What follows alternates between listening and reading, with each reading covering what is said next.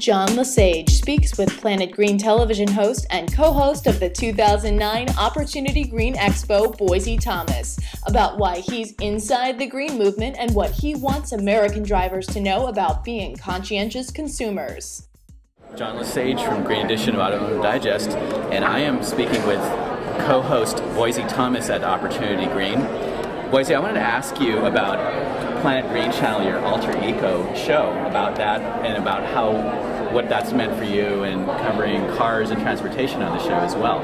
Yeah, well, John, I've been driving cars pretty much since I was 16, growing up in New York. I love being behind the wheel of a car. I'm American, and it's the way we get around, and I think a lot of people around the world associate car culture with America. But being part of the show on Alter Eco, Planet Green is sponsored by Ford, so I got an opportunity to drive some of their hybrid cars, and I own a hybrid car from another company, which is a smaller sedan, four-door.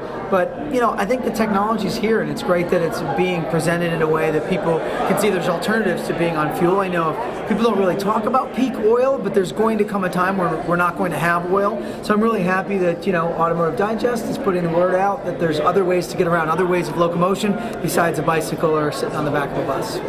And you've been host of this event now for 3 years.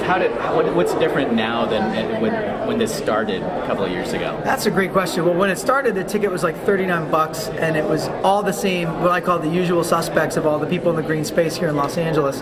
And now it's, the ticket's $500 to $1,000. They have people from all around the world came in for this Opportunity Green, and there's over 600 people in the other room. We're really connecting, networking, and creating that global web that we all talk about with the internet, but with actual human contact about what I like to call the food, the fuel, and the business of tomorrow. So that's why I love being here, and Karen and Mike always welcome me back, and this is just like one of my highlights of the year, every November. We see the mini e-car test drive, and what's a top of mind for people this year at this event? Well, I think Mini being one of the key sponsors, John, this year is a big deal because I didn't even know Mini had an electric car. And if I hadn't been here, I don't really know that I would have seen that until they started their mass marketing campaign and really hit it up on a billboard or in a newspaper or on television or radio.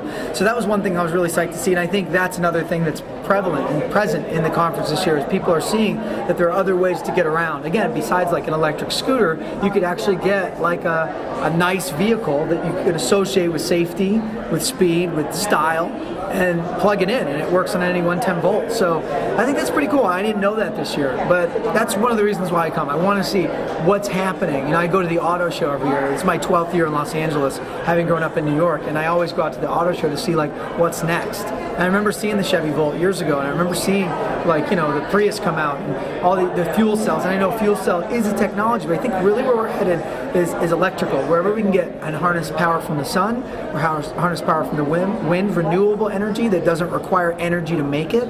I think that's really where the future is, and I love to see car companies and all y'all that are involved in the automotive industry really thinking from that platform. What can we use that's already here, that's available to us, that we can harness and then tie into automobiles? Because I don't foresee a time where people are ever going to get out of their cars. I just don't see that happening, so we have to find a way to give people cars that allow us to breathe air and hand the earth over to the next generation without that concern, like, what have we done?